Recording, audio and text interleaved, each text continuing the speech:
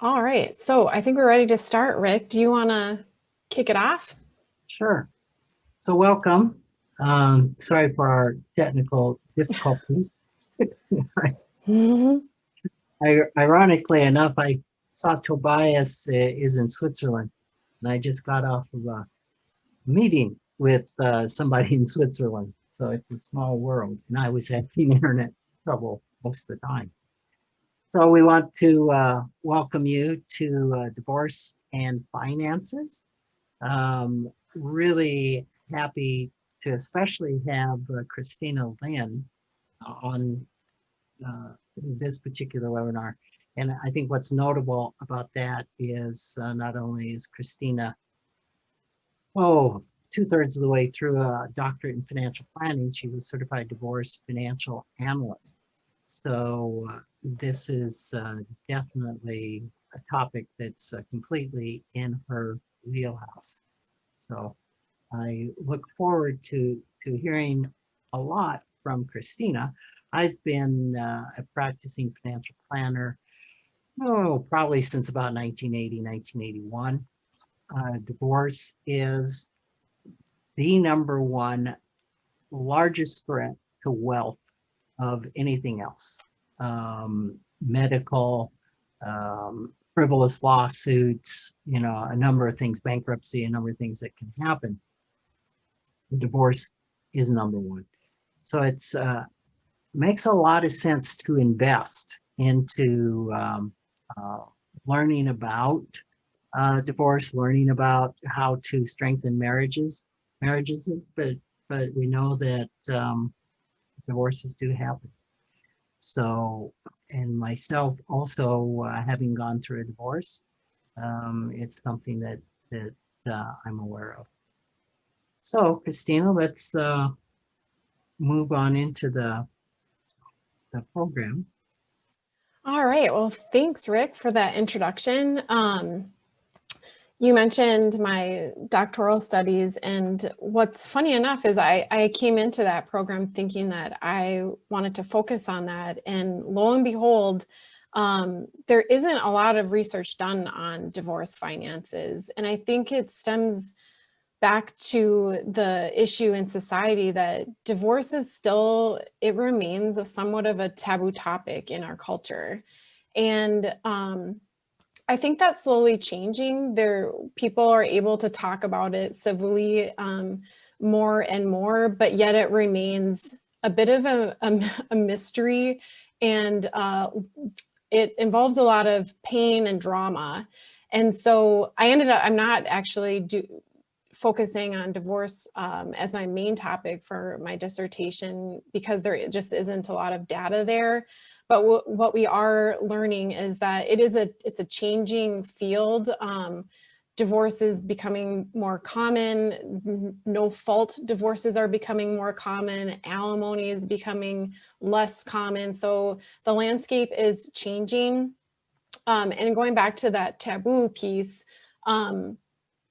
part of the reason there's so much mysterious elements around planning for this financially is because it's so tied up in emotion. So Rick is going to talk about that in a little bit later about how that affects the financial piece. But divorce it's a emotional roller coaster. And like you said, this is the biggest threat to your net worth. And it's the biggest shift you'll ever go through financially, most likely in your lifetime. And so there's all this sort of unsaid pressure that surrounds this divorce process, yet there's no education to the public around how to handle it. A lot of times people just go off of what their neighbors or girlfriends or neighborhood friends are tell them as anecdotes, or relying on personal experience from family members. And the key to what we're talking about today is removing that maybe not emotional pieces. Rick is going to deal with that, but we want to give you more of the nuts and bolts about what to think about regarding handling the financial aspect of your divorce. as wisely as possible. So we're going to go through quite a number of things. And to start it off with is the fact that divorce is expensive. Everybody knows this. And there's really a wide range of how much divorce costs. For some cases, you can get it done really inexpensively. That requires both spouses being on the same page, and it being very amiable, but it can also be on the other end very contentious, and it can involve multiple trials, hearings, a lot of back and forth between the attorneys, and that can really rack up the attorney fees. So it can range from really inexpensive to very expensive.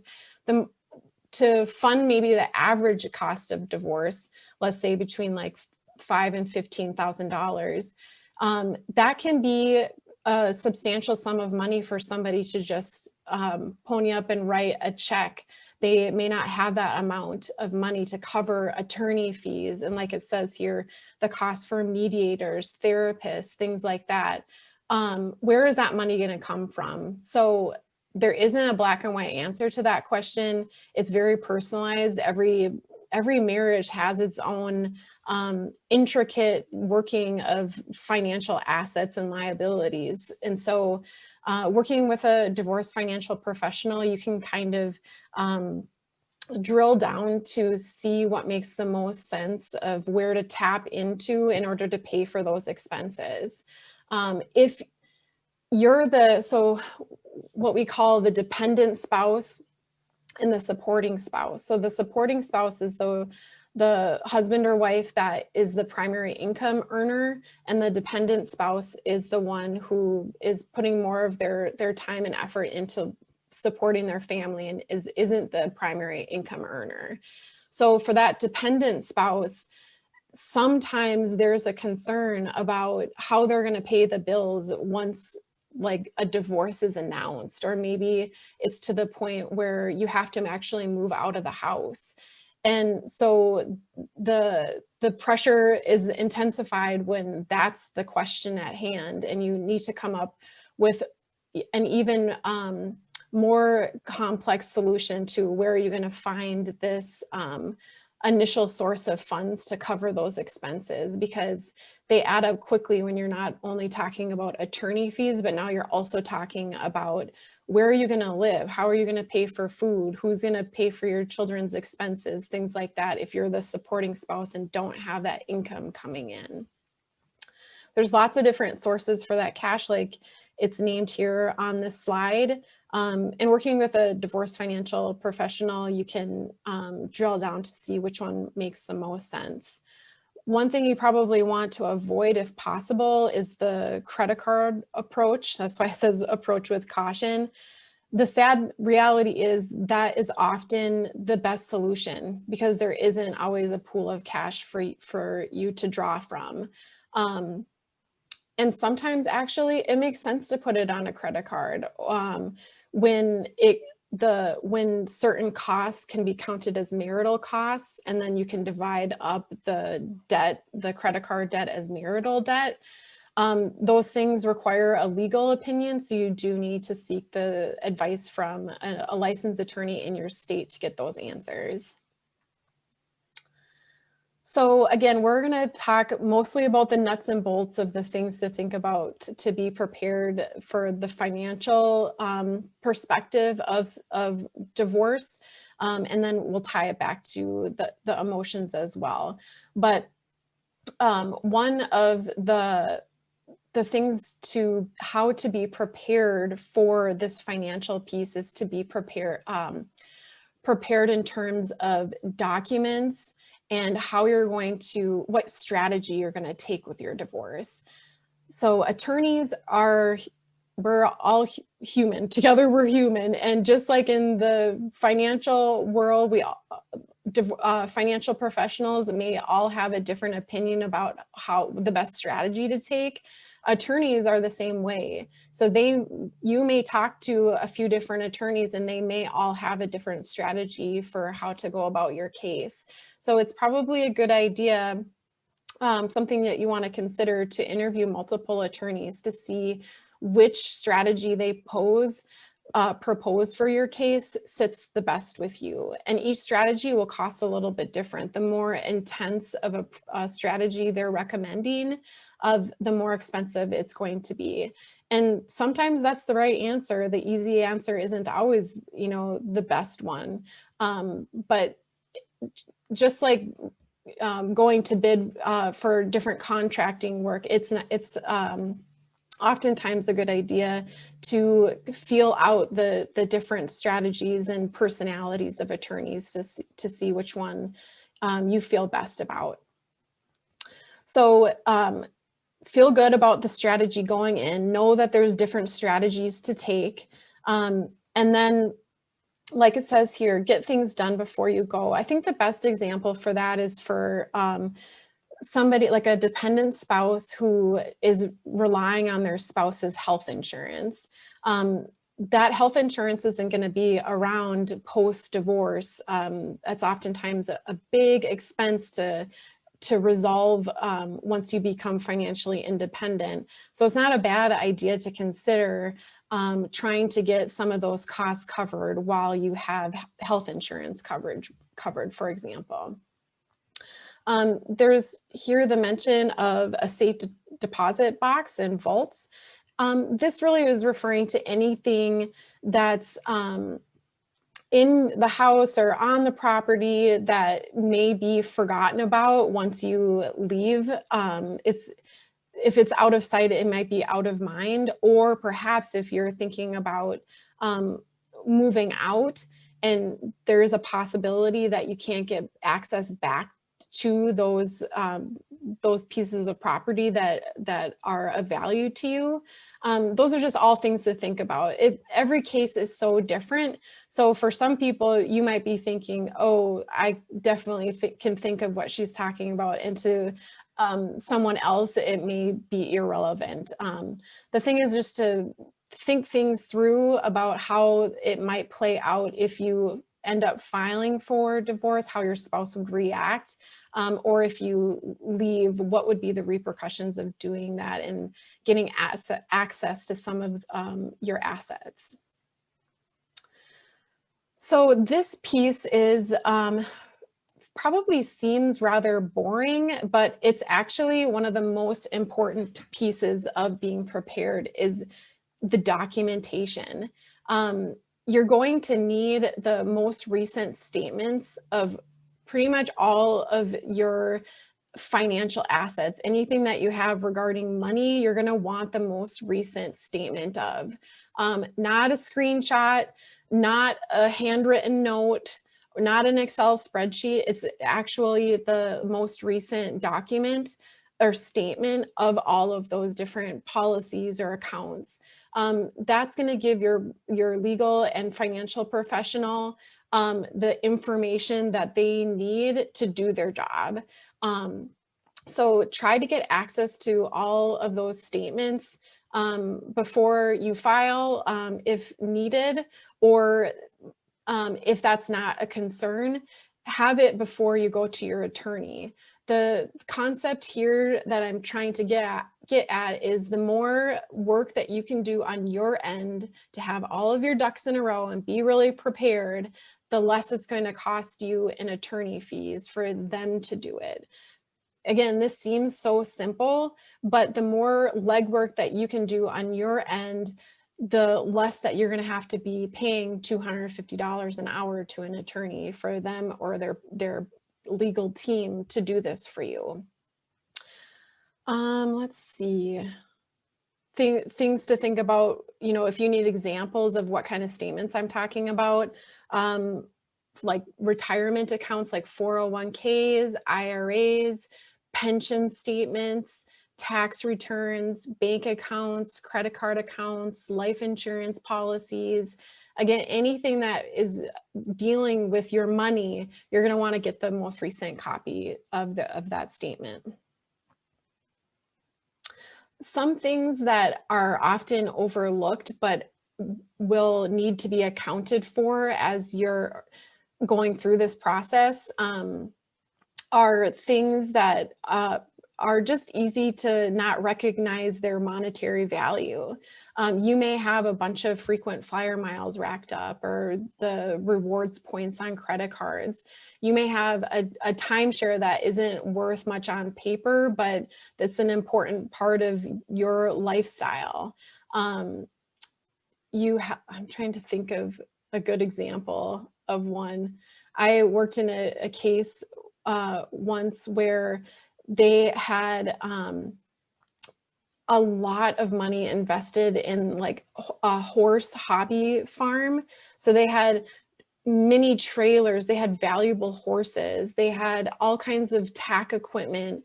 And to one spouse, it wasn't really valuable to them, and they didn't really put a number on it. But from the financial perspective, all of those things add up. And even though it may not be of real value or importance to one spouse, when you're just looking at the pure numbers, there is a value to that. So make sure you're kind of thinking through all of the different things that you own as in your marriage, and that they're being accounted for. If you don't know the value of them, at least get them written down so that your divorce financial professional can help you figure that out. Another thing that's often forgotten about is life insurance policies. It's typically just kind of thought of as an extra bill that you're paying every month as premium, but actually there's certain types of life insurance policies that have a cash value. Those are permanent life insurance policies. And those go in the marital pot for assets. So it's things like that that aren't always thought of as an asset, but are actually valuable. And not only the cash value of those life insurance policies are valuable, but sometimes even with non-permanent policies, those can be a value in the negotiation part of the marriage to maybe swap owners of those policies in order to provide some insurance to the supporting the dependent spouse, or vice versa. So again, if you're working with a divorce financial professional, all of those things will kind of be shuffled out. But if you're doing this on your own, make sure that you're thinking of all these different things and bringing them to the table. Inheritances can get really messy. I've had clients kind of on both sides of the aisle where they are the one who received, the money from grandma when she passed away, and now it's in a bank account, and my client is wondering, is that my money or do I have to share it now? Or maybe when a father or mother passed away and my client received a home, they're wondering, is that home mine alone, or does it need to be split with my ex-spouse? That can get that's a very gray area, and ultimately you need a legal opinion to determine that. But I can give you kind of the general landscape of how that usually shakes down, is that if the inheritance has already been issued, as in past tense, if it has been kept in a separate account in your name only, or his or her name only, that remains separate property. But if it at all became commingled with marital funds at all, if it, for example, was deposited into a joint account, then you have more of an issue, and you need to make sure to get a legal opinion on how to proceed with that. All right, so this is the big question. Finances are so complicated, right? And you can look at your list of assets on the Excel spreadsheet that your attorney puts together, and your eyes can kind of glaze over and think, I don't know which one to ask for. I don't know how to divide this up. That's a really big question, and it helps to have a professional to work with that has good solutions to this question, because it is complicated. Some of the main ones are retirement accounts. Qualified plans are going to often require what's called a qualified domestics relations order. It's referred to as a quadro right here. That's nothing to be afraid of. However, what it's a nuance in the financial field that attorneys are often not aware of. So when you are looking on that Excel spreadsheet of all of your different assets and trying to figure out which ones to break up, an attorney or you or somebody who isn't versed in this field may just arbitrarily pick one asset or over another and not realize the implications that behind that decision. So if you pick a retirement account to switch over to your name, as in splitting for the division of marital assets, and it requires a quadro in order to do that, you may be delaying the assets to actually come into your name. You may be adding additional attorney fees onto your already high attorney bill by doing that when it may not be necessary. So again, quadros are nothing to be afraid of. They're common and a lot of times they're necessary. But if there are other solutions to pick accounts that don't require a quadro, that's far preferable over going through that process. It can take 3 to 5 months. It could take more. It's it's a lot of paperwork. You need an attorney to do this. So that's why it costs money. A judge needs to sign off on it. It becomes an order from the judge that goes to the retirement plan. That's required in order to get those funds changed from one spouse's name to the other. So if you can avoid that process, perfect. If not, totally fine too, but that's where a divorce financial professional can really be of service to avoid those extra costs and heartache and extra, the additional time to get the settlement into your name. All right, so one concern that people have oftentimes is when one spouse is the primary income earner and the other has worked equally hard, but their efforts have gone into family support. And as a result of years cultivating in those two different aisles, one spouse has a really nice spousal security, social security benefit, and the other spouse doesn't. They may have no benefit under their name only.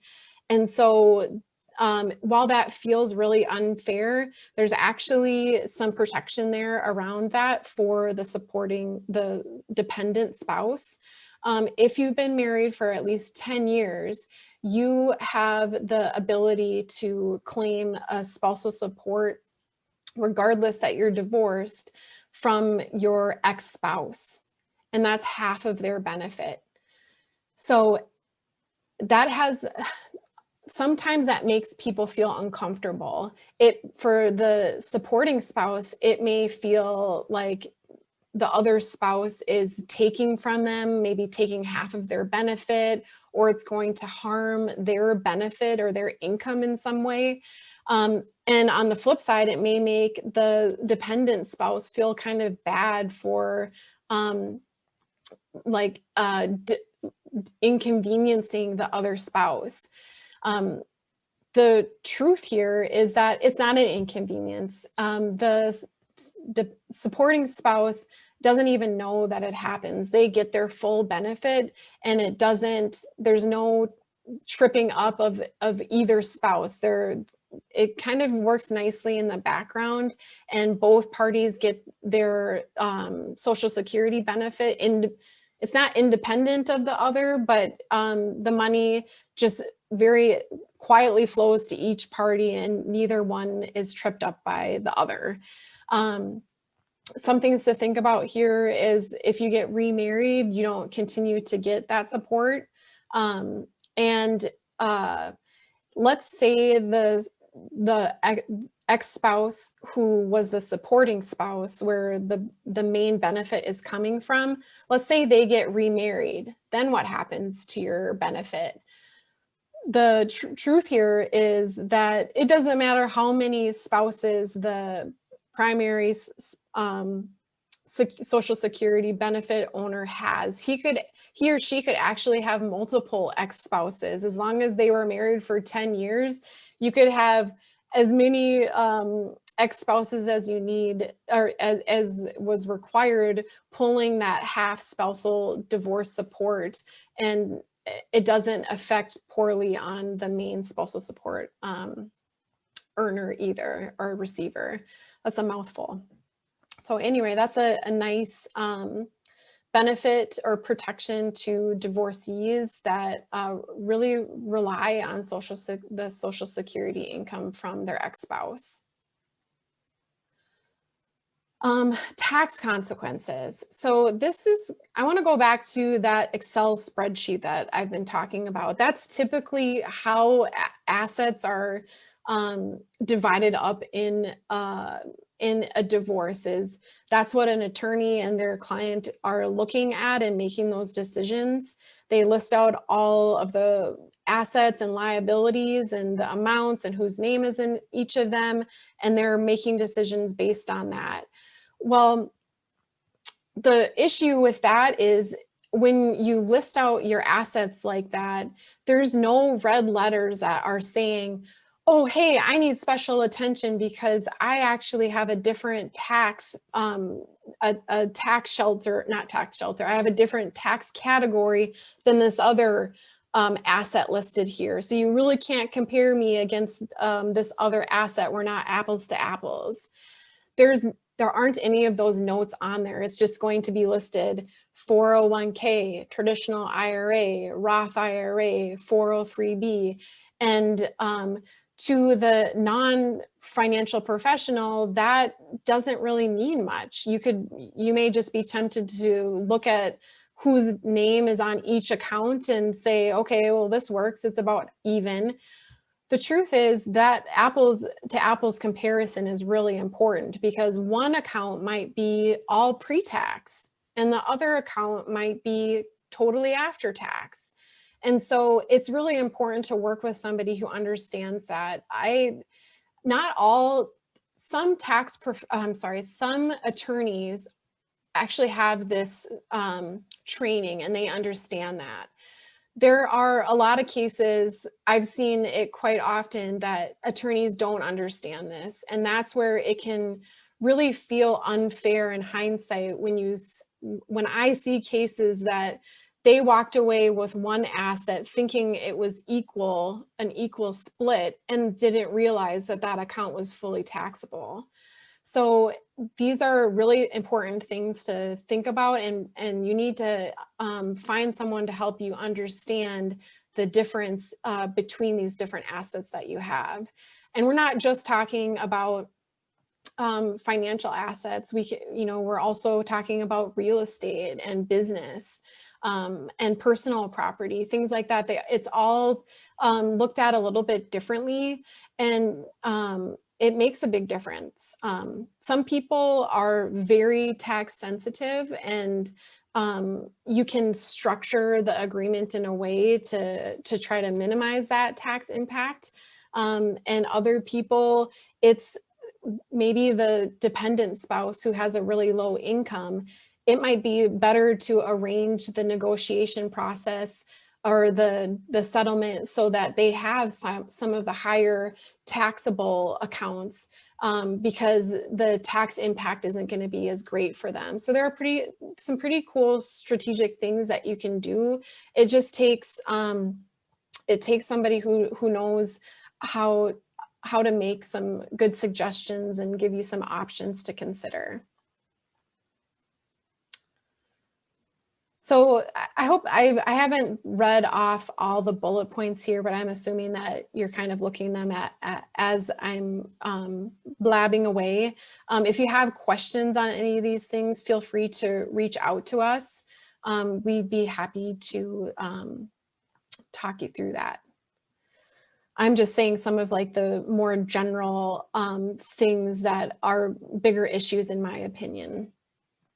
So this is a great segue into the emotional part of the divorce. What I've been talking about so far has been pretty strictly nuts and bolts of the financial, the technical pieces of divorce finances. And now we're venturing a little bit into the emotional side, and that's the family home. So you're dissolving a marriage where typically one partner is the primary income earner and the other spouse, maybe they have a really good income, but it may not be as high as the spouse, as the primary income earner. And so you built this life together, and you have a family home most likely that requires both of your efforts. One to take care of it and the other one to pay for it, or a mixture of those two things. The problem with post-divorce is now you're taking one person out of that equation, and you have to figure out how you're going to maintain this house, maybe just financially and maybe upkeep as well. It's a family home. There's so much emotion tied up with this. This is where maybe you raised your kids, and there's many family memories in this house. You put blood, sweat, and tears into making it a beautiful home. Maybe you put a lot of work into the landscape. Maybe you love your neighborhood and your neighbors, or you don't want to move school districts, or there's so many different complications here of revolving around the family home, but none of those things are regarding finances really. It's emotional ties. And so this is where they start to blend the financial and emotional piece of the divorce. One of the biggest mistakes that we see in hindsight with divorce are people who walk away from the settlement, getting the marital home because it was really important to them to keep for all those reasons, but they can't afford it. Maybe they get spousal support or child support, or maybe they're working, but even with all of those things combined, it's not enough to pay all of the bills and still feel like you're making ends meet sufficiently in other areas of your life.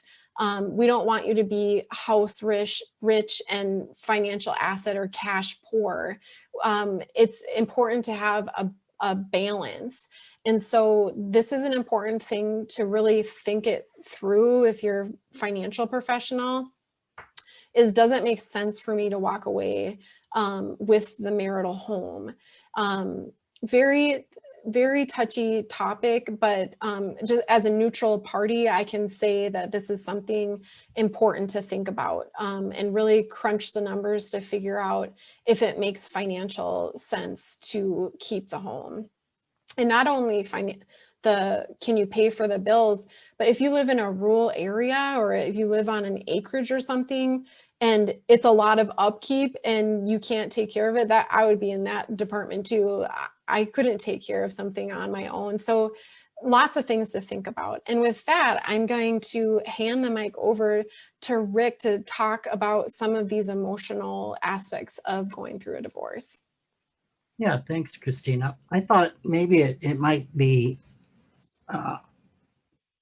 interesting to talk about the emotional side of this, because there's a lot of research that suggests 80 to 100% of all financial decisions are made emotionally.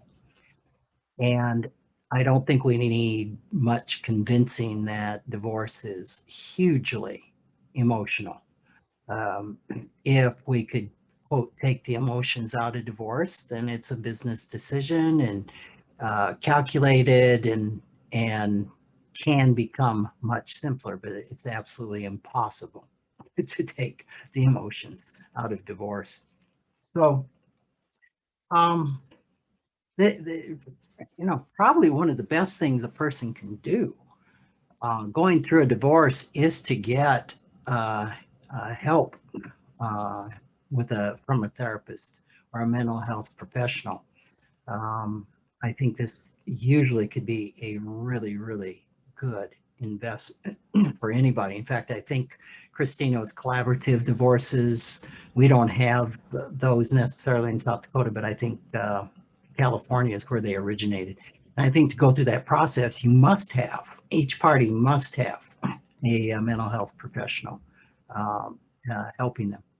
So, just some of the basics is to really attempt to keep focused on what is the business side of what's happening and what is the emotional side, and not trying to avoid or discount or pretend that the emotional part isn't happening. It is.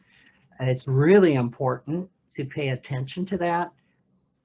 It's just helpful to try to remember that at this point in this relationship, it's now about a business transaction, and trying not to let the two of those bleed into each other. And again, that's really easy to say. It's probably just impossible to completely have that happen. So, there's usually a lot of hurt, heartache. There could be the intention to have some vengeance, to retaliate, to try and get the upper hand in the divorce. All of these types of really uh, difficult emotions that are usually coming from really deep hurt. Um, and potentially a lot of fear can get in the way of making a divorce settlement that is fair, equitable, and a win-win for both parties. Um, and Christina hit on some of this. It's important. It's important to stand up for yourself. And it's also important to consider where's the middle ground? Where is a judge going to come out in this? And another thing that's really tough that I have found going through divorces is that your attorney is to be an advocate for you. And so typically an attorney can be let's say a contentious advocate, or sometimes maybe even a little overreaching. And it's so hard to maintain this middle ground of what is fair to you, because sometimes an attorney may feel that they're overreaching to you, and they're not. They're simply trying to get what is really rightfully due you.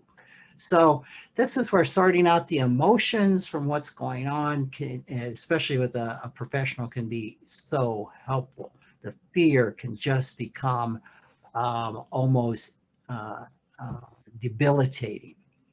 So it's good as you go through this process to ask yourself, well, what is the worst that can happen here? And maybe drill down on that. Well, if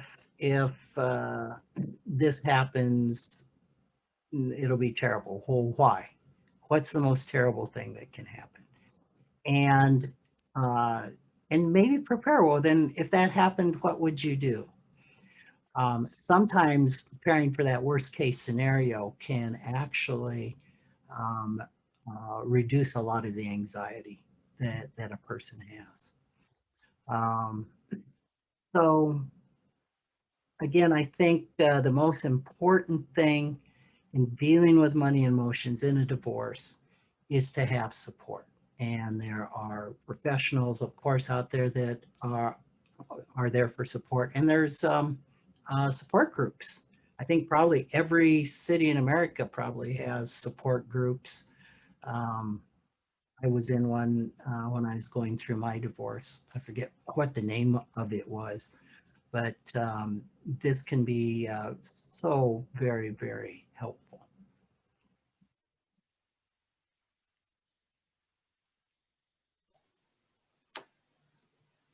Want to take this one too, Rick? Sure. Okay. So again, we touched on this, that it's important. It's important to be civil. It's important to be appropriate, but it's not necessary to be nice. And when I think of being nice, it's uh, typically in a way to avoid conflict. And in being nice, you can actually short sell yourself. And this is something that can come back to cause a lot of regret years later when a person realizes, wow, I was trying to be nice, or I thought if I would be nice, they would reciprocate in this way. And some regret about that particular behavior. And Christina has really hit on all the hidden costs, all the things to think about um, as far as what needs will be. This is really important to work with somebody to help provide a budget, to consider all the things that you're going to need as far as income, support that you'll need that the spouse used to provide, that now you'll have to turn to other people to get. This wraps in, all the needs that the kids are going to have. Um, I don't know, Christina. I've no secret that I've done a lot of group therapy, and I have this huge appreciation for single moms. And it occurred to me that a single parent, and that obviously there's single dads too, how much their life is run by the availability of a babysitter, and how important that extra child care is. And this can be a huge expense, and a real limitation on how life is lived is the availability of having this type of care. So this is really important to think through, in joint custody arrangements. Is how is this obstacle going to play into your life, and how can it be resolved in the best way possible? And another important thing is to not be quick to waive alimony. Alimony is oftentimes a very clear cut that one spouse deserves that. And again, it's just another area of be very careful of selling yourself short, because that you don't want any more conflict, and you don't want to uh, stir up the waters.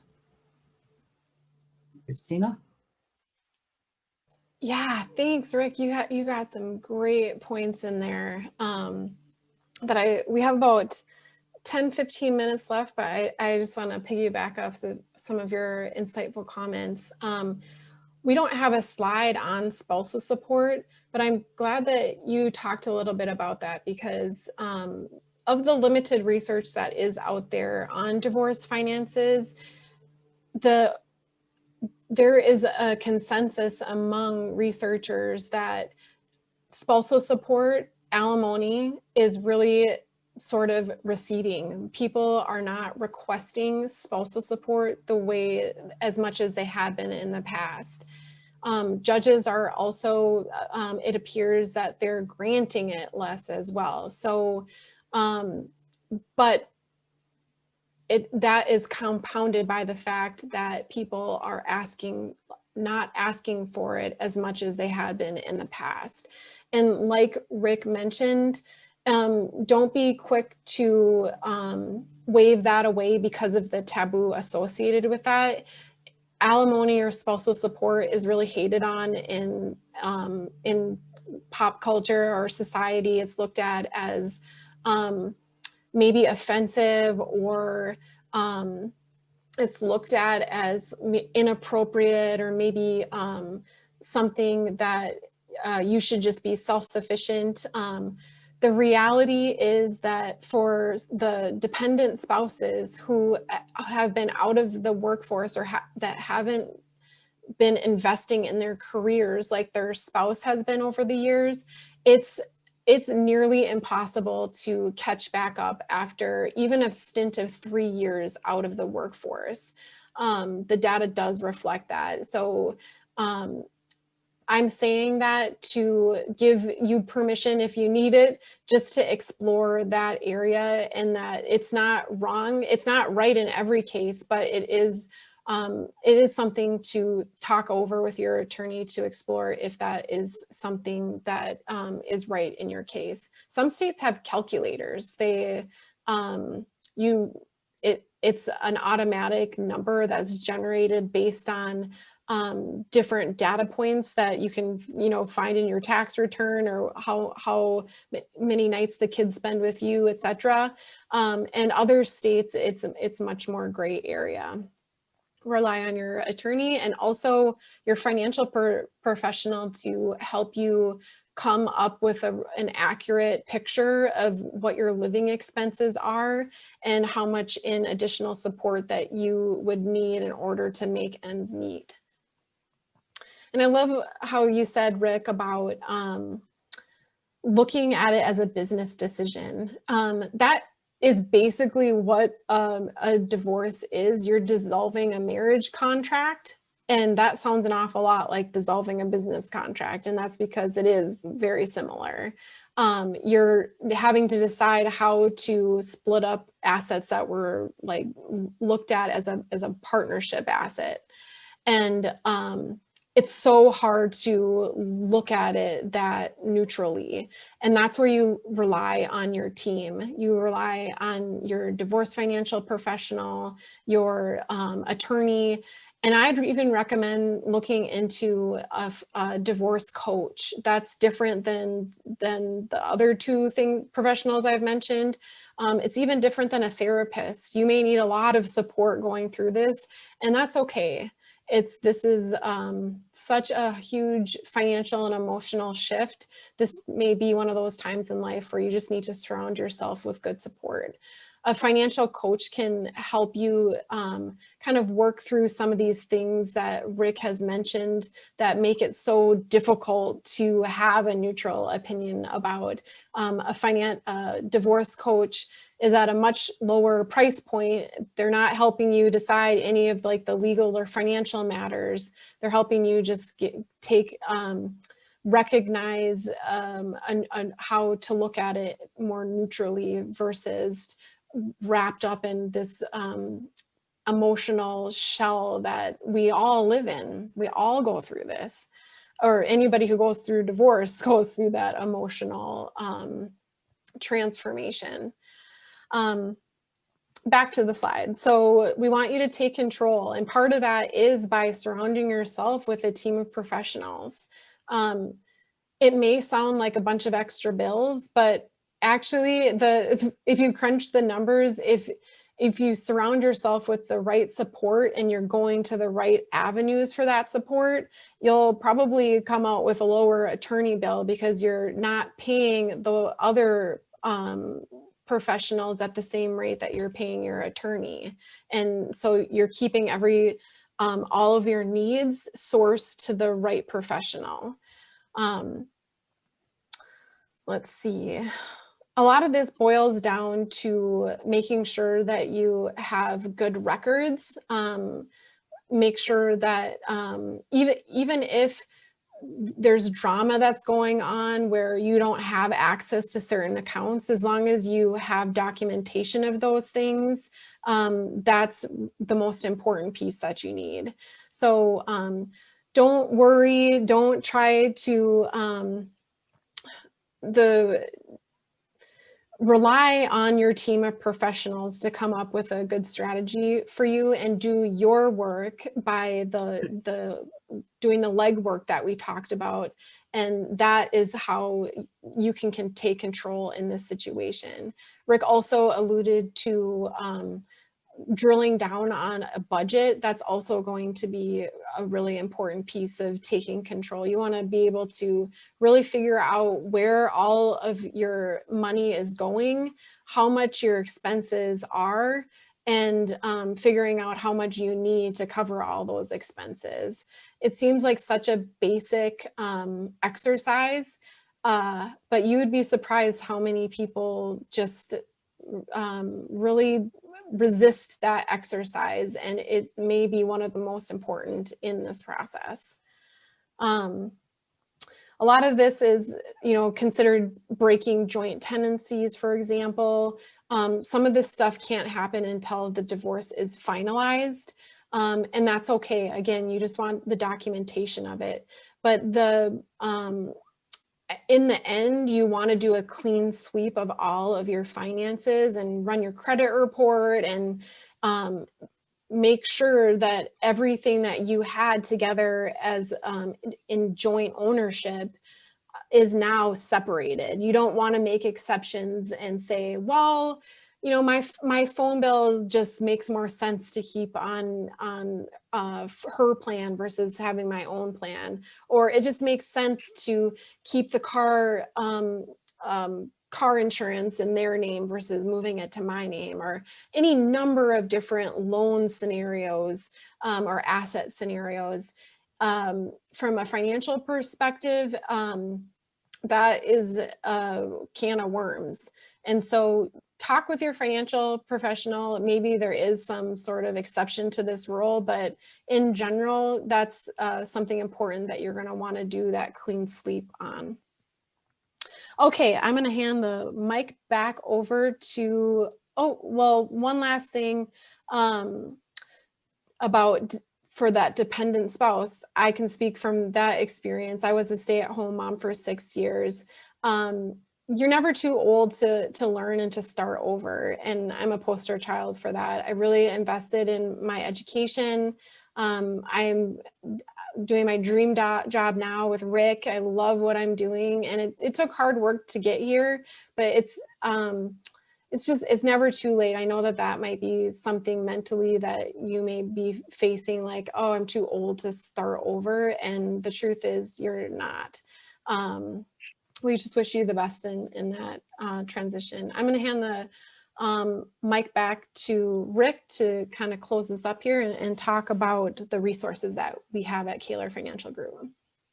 Sure. So, just summarizing, you need a good team. As Christina said, that's a good attorney that you can relate with, that isn't too much in the background or too much in the foreground. I love that statement. This is your divorce, not your attorney's. I think that is great. We probably should name the whole webinar that. Find a good therapist to support you, and a good financial team. One thing I just wanted to bring up, there's something in addition to a certified divorce financial analyst, which is, I think, really important. There's also a financial professional that is a certified financial transitionist, and they are helpful with transitions, not so much the divorce planning as such, but divorce is the end of one era of your life and the beginning of another. It's a huge transition. So you can actually find financial planners that are certified financial transitionists. So that team is really important. Okay, so going on as far as what we provide for support, we are financial planners. We also are coaches. I am a certified financial therapist level 1. As we know, Christina is a certified divorce financial analyst. So we're capable of helping people on both sides of this equation. I'm also a certified financial transitionist. So we can help with the financial planning, we can help with the divorce planning, we can help with the emotional fallout of how that affects everything going forward. So thank you for joining us. One last thing that we wanted to turn your attention to is that we do have a financial therapy podcast. Financial therapy, it's not just about the money. That drops every Tuesday. I think we got a number of editions out there. So if you'd like to learn more about the interior side of money, what we think, feel, and believe about money, please check out our financial therapy podcast. You can find it wherever you get all the rest of your podcasts. So thanks for joining us. Thank you, Christina, for all of your insight and some wonderful information. If you have any questions, please email us at info@kahlerfinancial.com or Google us, get on our website. There's many ways to get in contact with us.